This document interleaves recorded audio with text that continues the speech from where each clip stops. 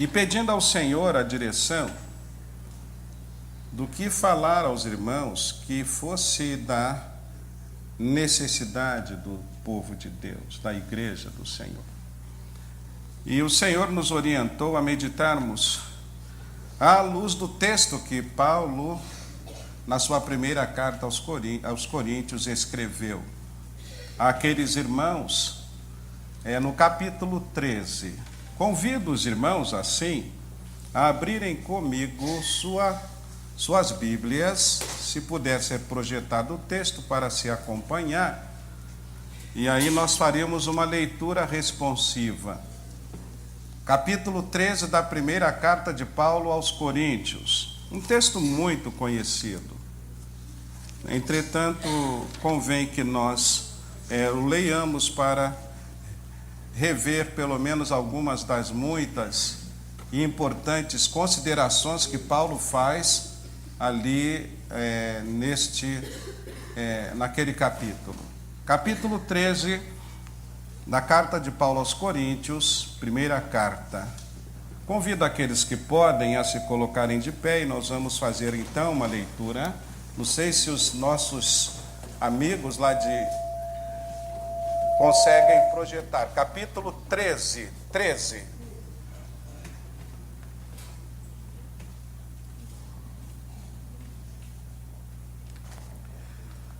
Eu vou ler na versão que eu tenho em mãos, e os irmãos podem fazer a leitura na projeção, porque aí fica uma leitura uníssona. Eu lerei os versos ímpares e os irmãos lerão em uníssono os versos pares. Convido-os a participarem comigo dessa maneira. E Paulo, escrevendo àqueles irmãos, disse assim: ainda que eu falasse as línguas dos homens e dos anjos, e não tivesse amor, seria como metal que soa, ou como o sino que tine. Verso 2, os irmãos leem. E ainda que tivesse o dom da profecia, e conhecesse todos os mistérios e toda a ciência, e ainda que tivesse toda a fé, de maneira tal que transportasse os montes, e não tivesse amor, nada seria. E ainda que distribuísse toda a minha fortuna para sustento dos pobres. Verso 3. E ainda que entregasse o meu corpo para ser queimado e não tivesse amor, nada disso me aproveitaria. O amor é sofredor, é benigno, o amor não é invejoso, o amor não se vangloria, não se ensoberbece. Não se porta com indecência, não busca os seus interesses próprios, não se irrita, não suspeita mal. Não se regozija com a justiça, mas se regozija com a verdade. Tudo sofre, tudo crê, tudo espera, tudo suporta. O amor jamais acaba, mas havendo profecias serão aniquiladas, havendo línguas cessarão, havendo ciência desaparecerá. Porque em parte conhecemos e em parte profetizamos. Mas quando vier a ter efeito, então quem é parte será aniquilado. Quando eu era menino, falava como menino, sentia como menino, discorria como menino. Mas logo que cheguei a ser homem ou adulto, acabei com as coisas de menino ou de criança. Porque agora vemos como no espelho, em enigma, mas então veremos face a face. Agora conheço em parte, mas então conhecerei plenamente, como também sou plenamente conhecido. Agora, pois, permanecem a fé, a esperança e o amor. estas três coisas, mas a maior delas é o amor. Amém? Oremos ao Senhor mais uma vez. Vou convidar o irmão Anderson que nos eleve a Deus, pedindo ao Senhor que nos dê o claro entendimento da sua vontade através da meditação na sua palavra. Oremos ao nosso Deus.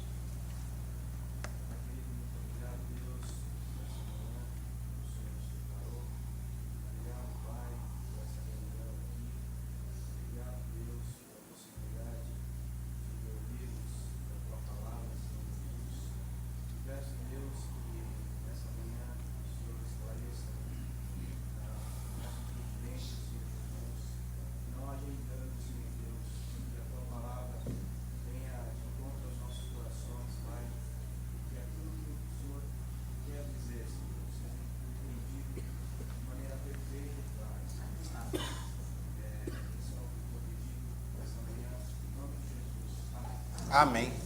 Podeis, amados irmãos, irmãs, amigos, sentar-vos todos.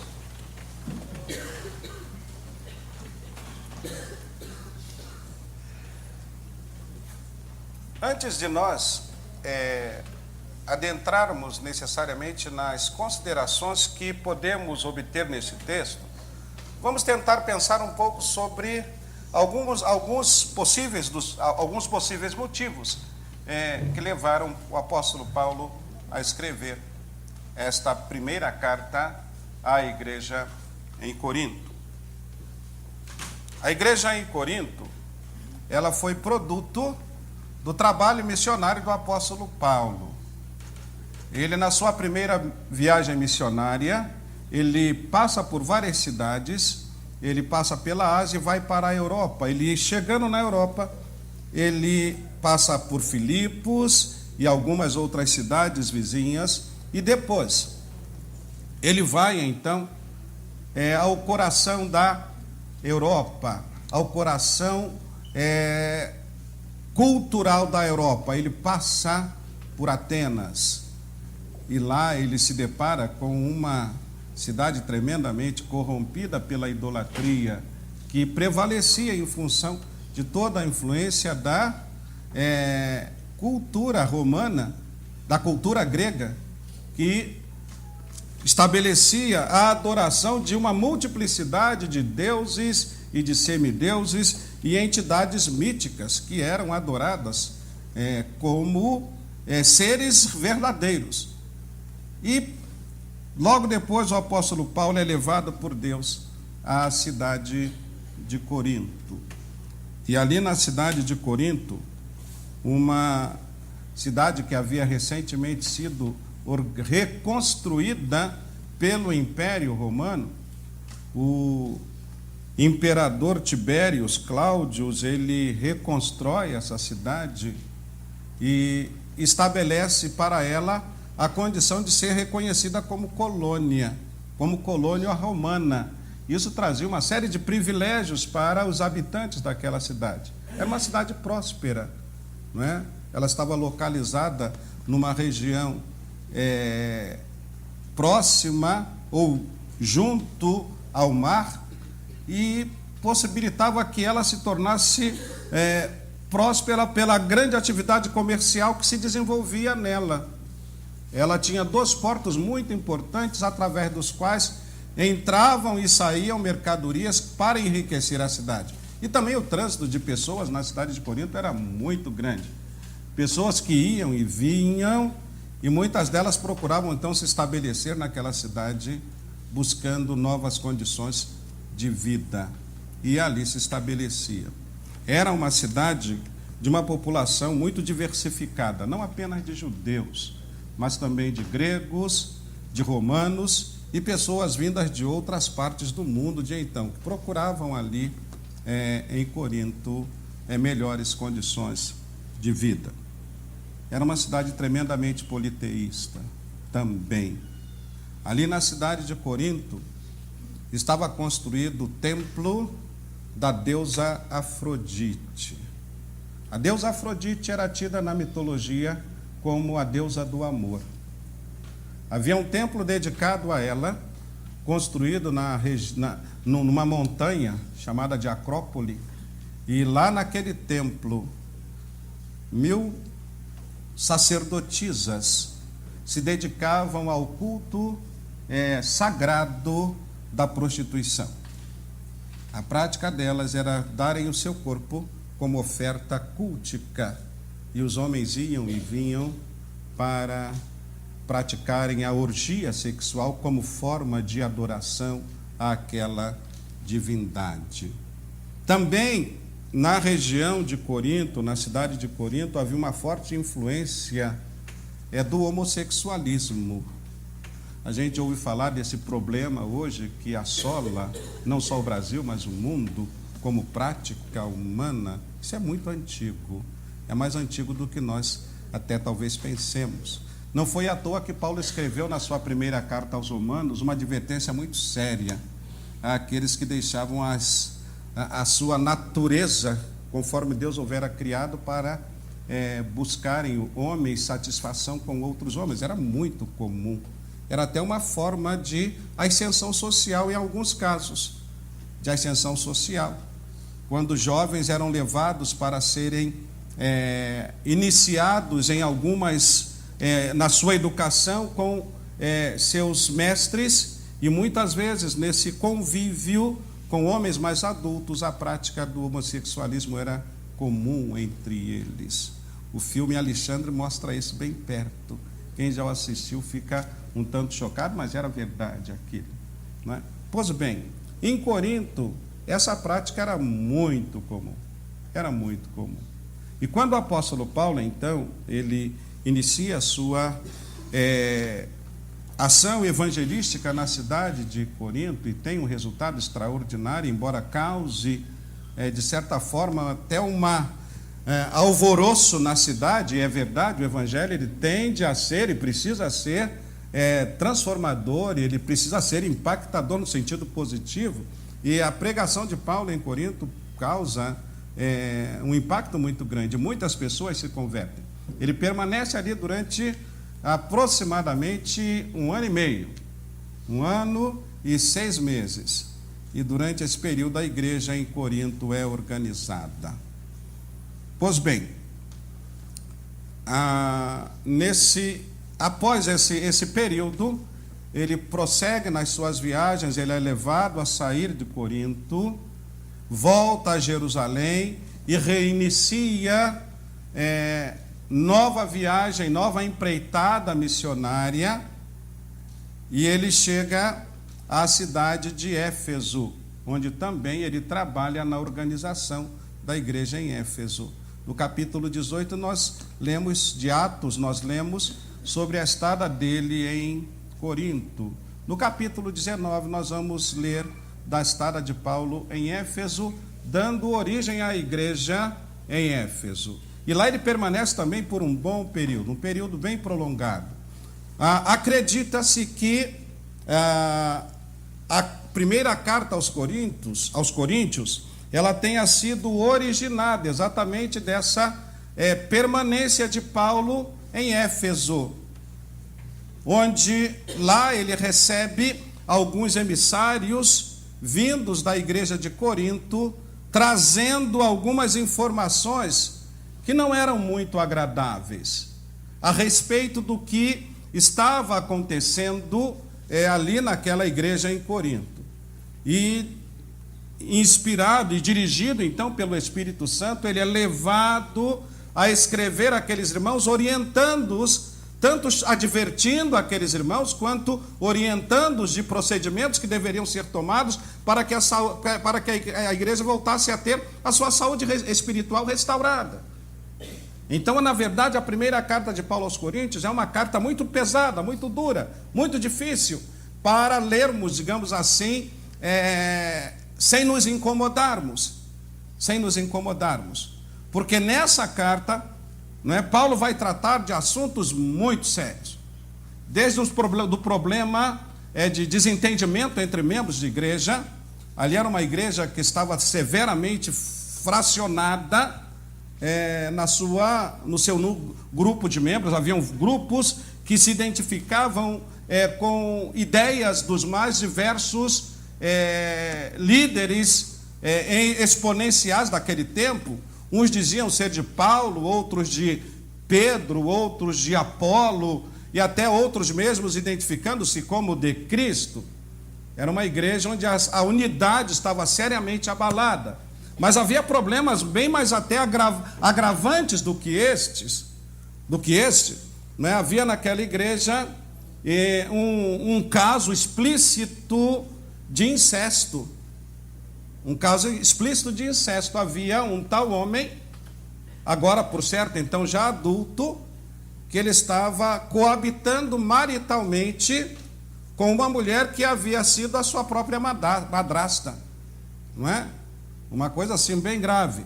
E é, por certo, influência dos costumes que prevaleciam na cultura ali dominante em Éfeso, em Corinto, digo, na medida em que, se lá o culto da prostituição era sagrado, se lá o homossexualismo era uma prática comum, um crente chegado à igreja, não orientado, ter aquela conduta, soava aparentemente natural para aqueles irmãos.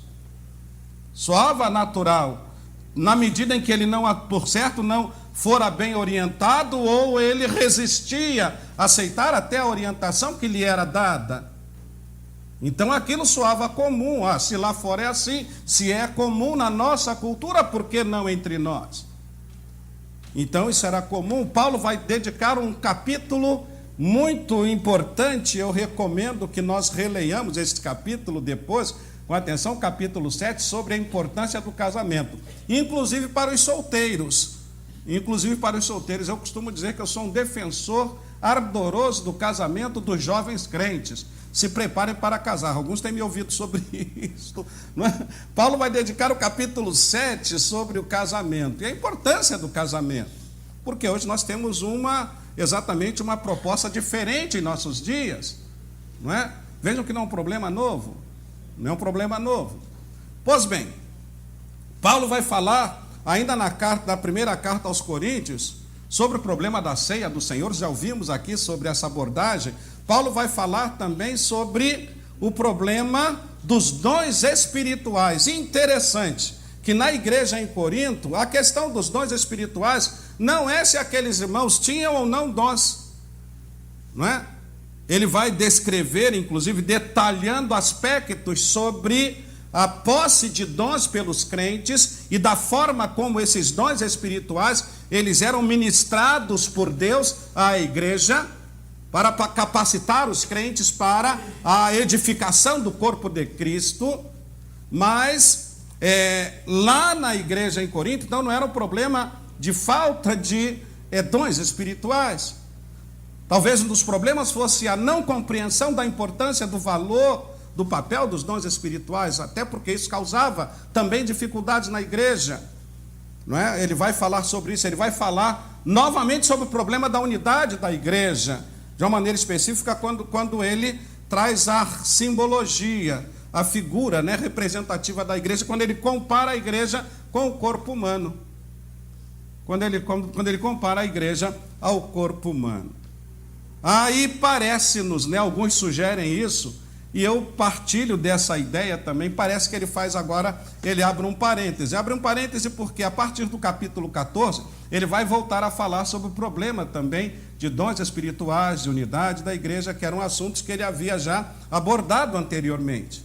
Mas aqui parece que ele vai fazer como que um parêntese, ele vai abrir um parêntese. Na medida em que, né, e aqui é a colocação minha, né? Na medida em que considereis tanto sobre essas coisas, mas deixe-me chamar-lhes a atenção para um aspecto que talvez não esteja sendo observado por vocês. Uma igreja, não é? Onde, e ele vai falar isso sobre unidade, ele vai falar isso logo depois da questão da unidade e também do aspecto da multiplicidade de dons que o Espírito Santo havia habilitado os crentes. E aproveito para chamar a nossa atenção, para dizer a cada um dos irmãos, se somos crentes, cada um de nós tem pelo menos um dom espiritual que Deus nos deu à sua vontade, para que o exerçamos para a glória dele na edificação do corpo de Cristo. Eu quero fazer essa afirmação à luz da palavra de Deus, não é?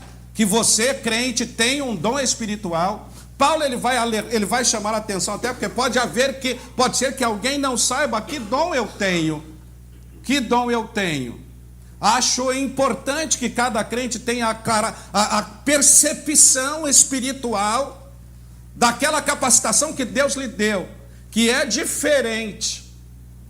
É evidente que os dons espirituais eles são diferentes das capacidades naturais com as quais Deus dota todo ser humano, de uma maneira harmoniosa e uniforme, permitindo que nós tenhamos condições de nos sustentarmos dignamente no mundo, de nos prepararmos dignamente no mundo. Uma coisa são as capacitações naturais que nós temos, mas outra coisa são os dons espirituais que Deus dota a cada crente, e cada crente tem um dom espiritual para servir ao Senhor a partir da sua igreja local, sem dúvidas, sem dúvidas. E precisamos conhecê-los e exercê-los. Pode ser que alguém tenha um dom e não o exerça. É importante entendermos isso. E aqui eu chamo até a atenção dos irmãos para dizer-lhes que nós, e aí eu me incluo plenamente, nós temos uma responsabilidade plena diante de Deus no desenvolvimento do reino dele a partir da igreja local. Não há nenhum membro da igreja, nenhum crente em Jesus, que esteja por Deus isento da responsabilidade de ser um atuante no desenvolvimento da obra de Deus. Se alguém não faz isso, ele está em débito com o Senhor, porque Deus nos dotou desse dom. E se você não sabe ainda, você pode identificá-lo, você pode conhecê-lo, você pode saber. Capítulo 12, verso 31 diz isso. Buscai com zelo os melhores dons e vos mostrarei um caminho ainda mais excelente. E aí ele começa a falar desse caminho mais excelente. E aí entra esse parêntese. O parêntese sobre o amor. Eu gostaria então de pensar, pelo menos rápido, um pouquinho mais rápido agora, sobre alguns aspectos do amor genuíno como base essencial do nosso serviço cristão.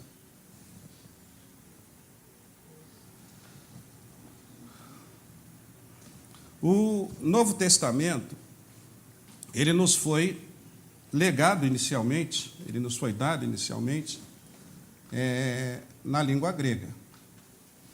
Os autores bíblicos, dirigidos pelo Espírito Santo, vivendo na cultura grega, eles pegam essa língua, que era então a língua internacional do tempo latim, ele se restringia a grupos restritos, tidos como os mais cultos, mais letrados, até pelas próprias dificuldades de domínio daquela língua naquele tempo. Então, o grego era uma língua que tinha uma aceitação e uso popular.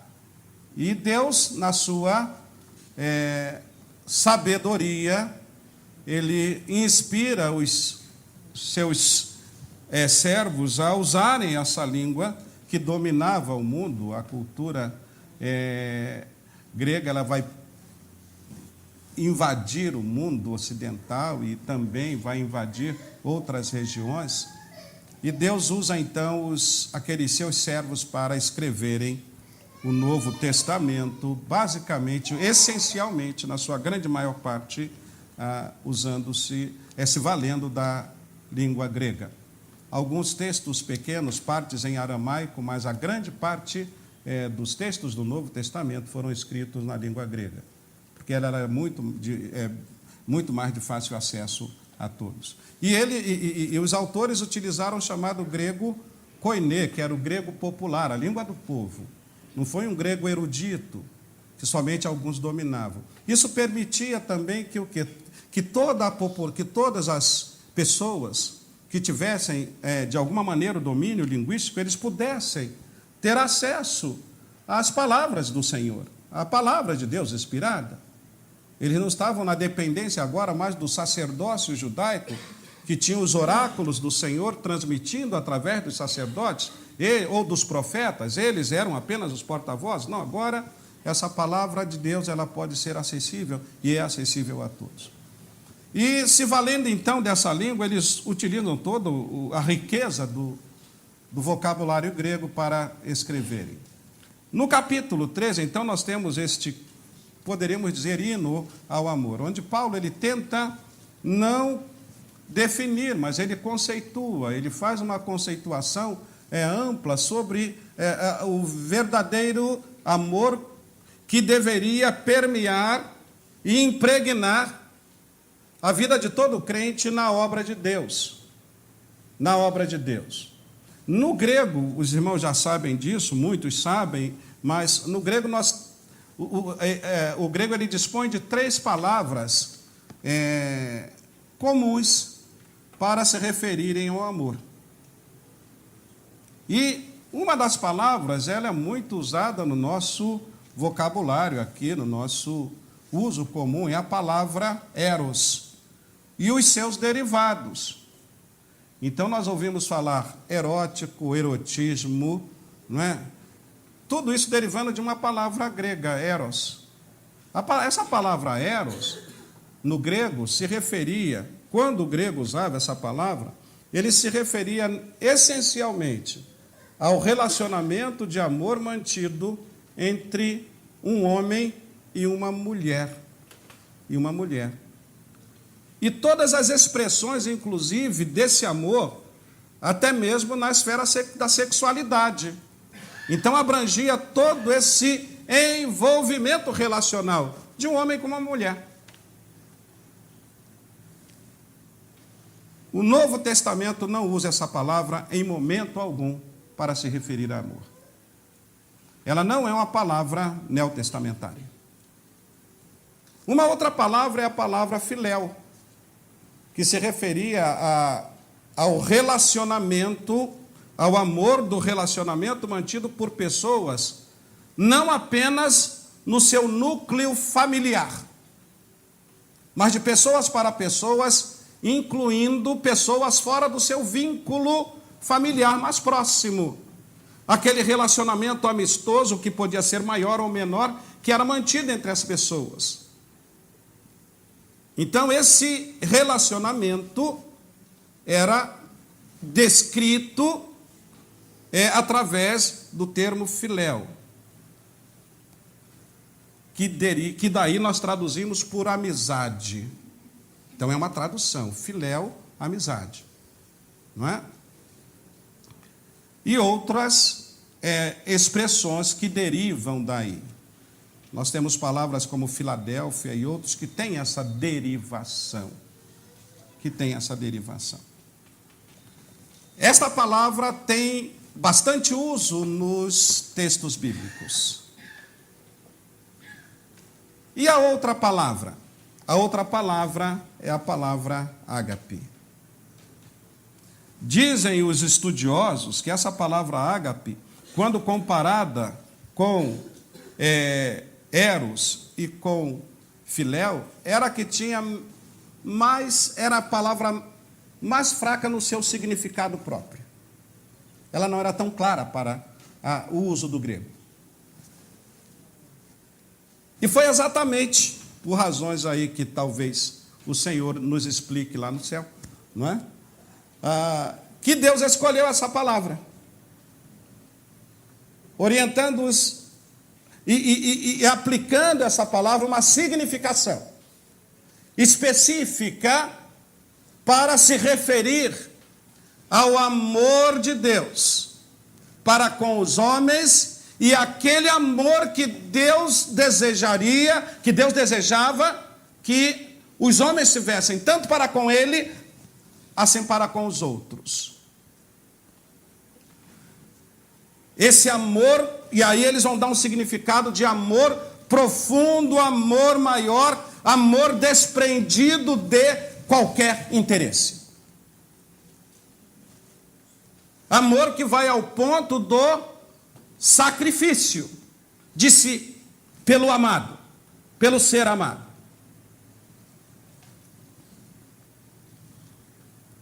Neste texto do capítulo 13, é exatamente esta palavra que permeia todo o texto. a palavra ágape. Não é a palavra filéu. E aí, então, nós vamos tentar agora fazer, para concluirmos, algumas considerações em pensarmos o que Deus quer para nós hoje, como prática, como cristãos, das nossas atitudes, quer para com eles, para com Ele, quer para com os outros, para que nossas ações tenham de fato significação para Deus.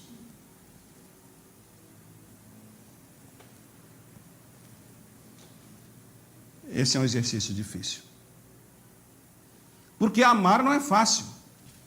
Amar a quem nos ama é razoavelmente fácil. Você me faz bem, eu te faço também. Você me abraça, eu te aperto. Isso é muito fácil. Não é? Agora, peraí, gente. Amar quem está de mal comigo? Amar a quem pisou no meu calo? Amar a quem me ofendeu? Amar a quem me olha assim, ó. Ainda bem que entre nós não tem esse problema. Ninguém olha ninguém assim. Ainda bem. Não é verdade? Gente, eu não ouvi nem como diz, eu não ouvi amém.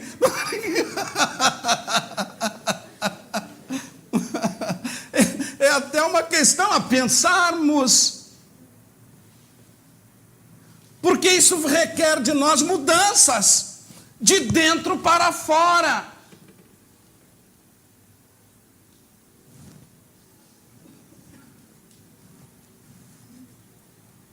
E aí Paulo vai então tratar com aqueles irmãos, porque o que ele percebeu lá? Irmãos extremamente valiosos, úteis, ativos e tal. Ele diz, tudo bem, legal, vocês são maravilhosos. Mas, ó gente, aí vamos voltar lá ao texto. Não só o que Paulo fala. Isso, lógico, que mexeu comigo. Porque eu tive de rever na minha vida uma série de coisas. E eu espero provocar isso em vocês também. Eles, ainda que eu falasse as línguas dos homens e dos anjos e não tivesse amor, seria como metal que soa bem, ou sino que tine bem. Que significado tem isso? Nenhum. Não tem sentido nenhum isso. Socialmente, as minhas ações podem representar até algo de importante. No contexto em que eu estou, imagine se falar, e Paulo está se reportando a um problema que havia lá. Não sabemos a dimensão. Ainda hoje esse problema, vejam só como a gente precisa rever as coisas. Esse problema ainda persiste. Porque ele está falando de problemas sobre dons espirituais. E vejam só, talvez ele estivesse se reportando às práticas que eram trazidos dos cultos místicos, das várias entidades pagãs, onde os oráculos recebiam mensagens misteriosas e falavam para os seus adoradores em formas ininteligíveis, sem entendimento, num linguajar que não tinha significação clara, e precisavam então de tradutores para dizer-lhes aquilo que tal entidade, tal divindade tenha dito. E agora esses irmãos se convertem e trazem essas práticas, e aí eles trazem com o quê? Para se mostrarem mais espirituais que outro. Eu falo em línguas. E tinham alguns que caíam ao extremo de dizer que talvez falassem línguas de anjos. Quem já ouviu algum anjo falar? Língua de anjo. Onde a Bíblia relata que algum anjo tenha se manifestado na terra, enviado por Deus, falar e vindo falar em língua de anjos. Ora, Deus seria irracional e ilógico. Todas as manifestações angélicas espirituais que temos na palavra de Deus, esses seres celestiais se comunicaram aos homens falando na língua dos homens.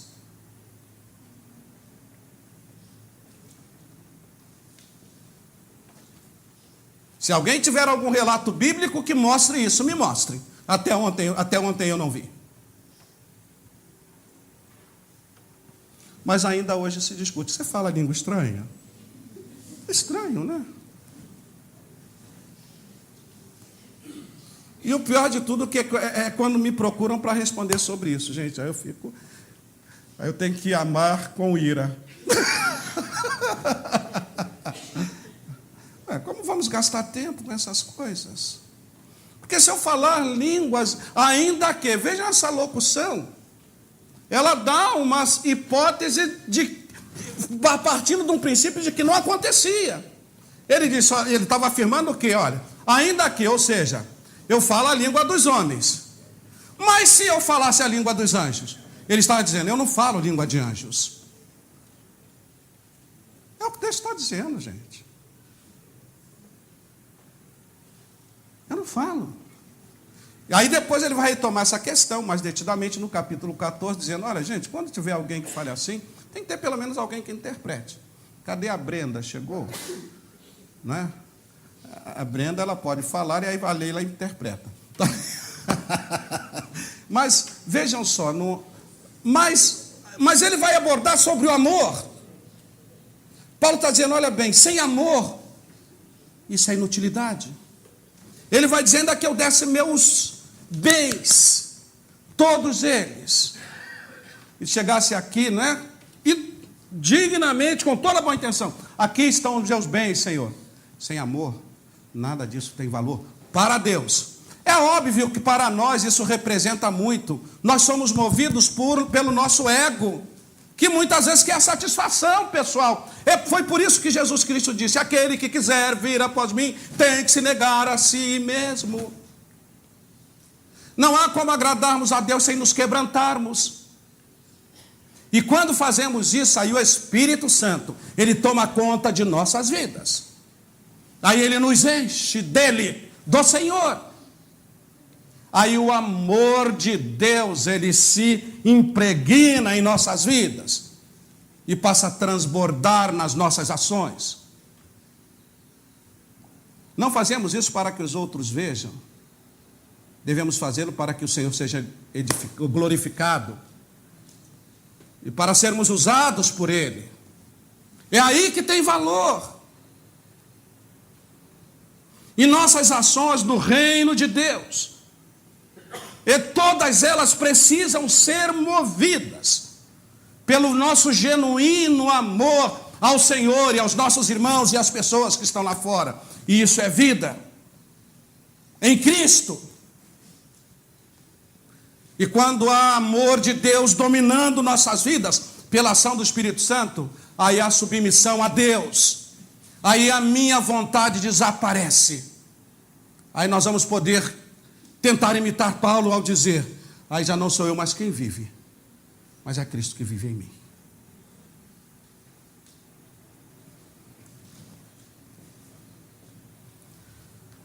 Que o Senhor nos mova a buscarmos, deixar que o seu Santo Espírito, ele quebrante o nosso ser, de tal maneira que nos rendamos a Ele para que o amor dele prevaleça em nossas vidas.